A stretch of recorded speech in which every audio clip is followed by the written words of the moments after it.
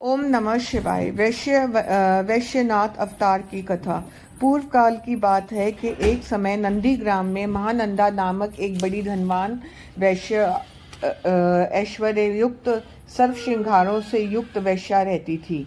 वह गान विद्या में निपुण वैश्या सदा शंकर जी का जप करती रहती थी तथा पार्वती सहित शंकर जी की पूजा किया करती थी।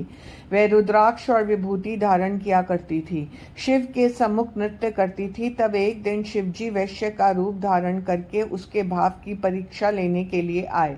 उनके हाथ में रत्न जड़ित सुंदर कंकन था। इसे देख महानंदा मुग्ध हो गई। वैश्य रूप शिवजी उसके भाव को समझ गए।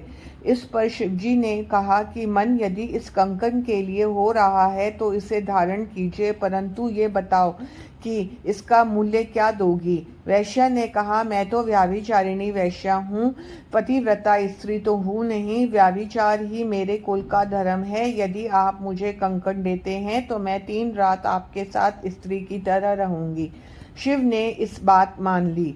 शिव ने कंकन देकर कहा कि इस व्यवहार में सूर्य चंद्रमा प्रमाण हैं। तुम 3 बार इसे सत्य से कहकर स्वीकार करो तथा मेरे हृदय का स्पर्श करो। वैश्या ने कहा, मैं 3 दिन 3 रात आपकी पत्नी रहकर सधर्म का पालन करूंगी। यह सत्य है, यह सत्य है, यह सत्य है। ऐसा कहकर महानंदा ने सूर्य चंद्रमा को साक्षी बनाकर शिव के हृदय का 3 बार स्पर्श किया। फिर शिवजी ने उसे एक रत्नमय शिवलिंग दिया और कहा कि तुम इस लिंग परम गोपनीय है, इसको संभाल कर रखना। वह उसे रत्नमय नृत्य मंडल में रखकर मखमली गद्दों पर शिव के साथ शयन करने चली गई। अर्धरात्रि के समय नृत्य मंडल से एक वाणी निकली कि हे तात, इस नृत्य मंडल में सहसा वायु के साथ आग लग गई है। यह सुनकर नंदा ने भागकर बंधे हुए बंदर तथा मुर्गे आदि को छोड़कर बचाया। लिंग उस मंडल के खंभे के साथ जलकर भस्म हो गया। इससे वैश्या दोनों दुखी हुए। वैश्य ने कहा कि मेरे प्राणों से भी प्रिय जब शिवलिंग जल गया तो मैं जीवित रहकर क्या करूँगा। उसने वैश्या के भृत्यों के द्वारा चिता बनाकर उसमें अपना शरीर भस्म कर दिया। वैश्या ने विचार किया कि शिव भक्त यह वैश्य मर गया, बड़ा अनर्थ हुआ। मैंने सत्य प्रतिज्ञा की थी 3 दिन तुम्हारे साथ रहूंगी, किंतु मेरी थोड़ी सी असावधानी से यह शिव भक्त व्रती मर गया। मैंने सत्य मार्ग लिया था, सत्य से परम गति है, अतः मैं भी इसी के साथ अग्नि में प्रवेश कर जाऊं। ये देखकर लोगों ने उसे प्राण त्यागने को मना किया, परंतु वह नहीं मानी और जलने को तैयार हो गई। उसने सारा धन संपत्ति ब्राह्मणों को दान कर दिया तथा अग्नि में कूदने को तैयार हो गई। तभी विश्वात्मा शिवजी वहां प्रकट हो गए। वह चंद्रशेखर करोड़ों सूर्य के समान कांति वाले दिव्य रूपधारी सामने खड़े थे। महानंदा इस आश्चर्य में पड़ गई। वह कंपित होकर प्रेमाश्रु बहाने लगी। शिव ने उसे धैर्य बंधाया और कहा, मैंने ही तेरी परीक्षा लेने हेतु वैश्य का रूप धारण किया था। उस वैश्या ने भृत्यों सहित शिव चरणों की सेवा का वरदान मांगा। शिव ने एव मस्तु कहकर उसे अपने परम धाम को भेज दिया। द्विजेश्वर अवतार। पहले एक पर भद्रायु नामक राजा था, उस पर शिवजी ने कृपा की थी। उसी के लिए शिव ने द्विजेश्वर अवतार लिया था। वही कथा तुम्हें सुनाता हूँ, उसे आप सुनिए। ऋषभ के प्रभाव से शत्रुओं को राजा भद्रायु ने जीता। ऋषभ भी शिव ही थे। प्रभु ने भद्रायु को ऋषभ के प्रभाव से ही उत्पन्न किया था। उसने समय आने पर राजा चंद्रगंध की पुत्री सीमांतनी से शादी की।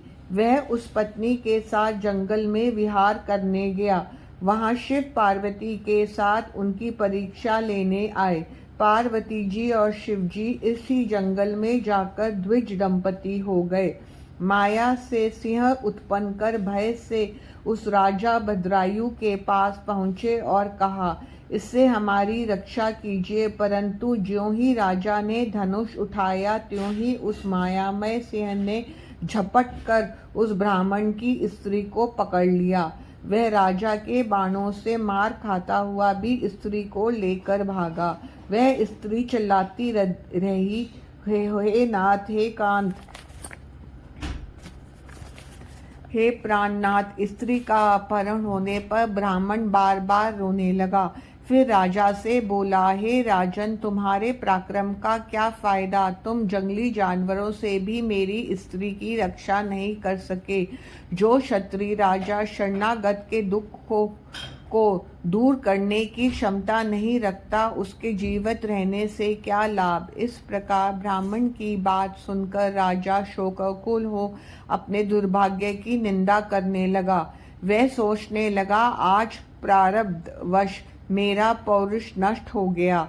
अब मैं इस दुखी ब्राह्मण के लिए अपने प्राणों को त्याग करके शोक रहित हूँगा।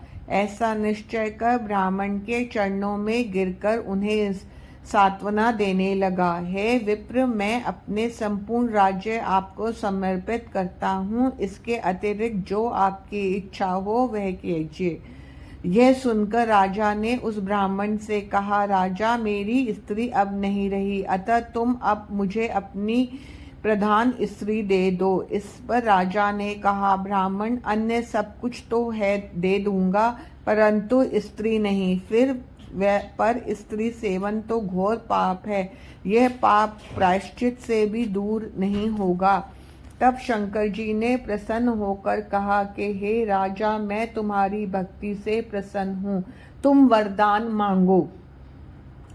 यह सब कुछ मैंने परीक्षा के लिए किया, तुम धैर्य से सच्चे उतरे। वह मेरी स्त्री पार्वती है, जिसे मेरे द्वारा उत्पन्न माया का सिंह लेकर भाग गया था। इसलिए तुम उसे मार नहीं सके। तुम्हारे धैर्य की परीक्षा लेने हेतु मैंने तुम्हारी पत्नी को मांगा था। प्रसन्न होकर राजा ने उनके चरणों में गिर गया और भक्ति का वरदान मांगा। अपने माता पिता वज्रबाहु के लिए भी शिव भक्ति का वरदान मांगा। उसकी पत्नी ने भी अपने पिता के लिए शिव की भक्ति मांगी।